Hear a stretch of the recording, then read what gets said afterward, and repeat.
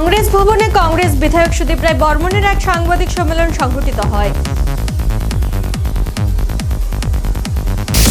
Hepatitis foundation ও State Bank of ইন্ডিয়ার উদ্যোগে আগরতলা স্টুডেন্ট হেলথ হোমে এক হেলথ চেকআপ ক্যাম্পের আয়োজন করা হয়। খোয়াই রামকৃষ্ণ আশ্রমে সারদা দেবীর 172তম আবির্ভাব দিবস উদযাপন করা হয়।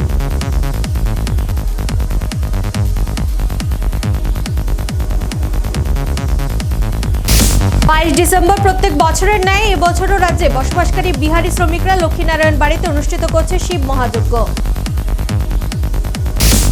রাজ্যের সার্বিক উন্নয়ন নিয়েও বিভিন্ন বিষয় নিয়ে কেন্দ্রীয় স্বরাষ্ট্রমন্ত্রী অমিত শাহের সাথে রবিবার বৈঠক করেন পদ্মশ্রী শান্তিকালী মহারাজ চিত্তরঞ্জন দেববর্মা। শনিবার রাতে লেফুঙ্গা থানাধীন 108 নং জাতীয় সড়কের কামাল ঘাট শান্তিপাড়ায় সংবাদ সংগ্রহ করতে গিয়ে রক্তাক্ত মোহনপুর মহকুমার সুজিত নন্দী নামে এক সাংবাদিক। ধোঁয়াশার পুরো চাদরে ঢেকেছে দিল্লি। শুধু রাজধানী নয়, তার সংলগ্ন এলাকা ও বাণিজ্য নগরী মুম্বাইয়ের ছবি একই। রবিবার সকালে রাজধানীর বাতাসের গুণমান খুব খারাপ পর্যায়ে রয়েছে। শেখ হাসিনা প্রধানমন্ত্রী থাকাকালীন বাংলাদেশে অপরাধের অভিযুক্ত অনেককে গ্রেফতার না করে গুম করে দেওয়া হতো। ক্ষমতায় আসার পর এই অভিযোগ তুলেছে মোহাম্মদ ইউনূসের অন্তর্বর্তী সরকার।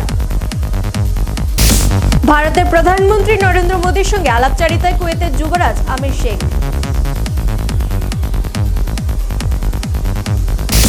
রাজ্যে বিজেপি সরকার ক্ষমতায় আসার পর প্রথমবারের মতো ত্রিপুরার উত্তর পূর্বাঞ্চল পর্ষদের 72তম প্লেনারি সেশন অনুষ্ঠিত হলো আগরতলা প্রজ্ঞা ভবনে।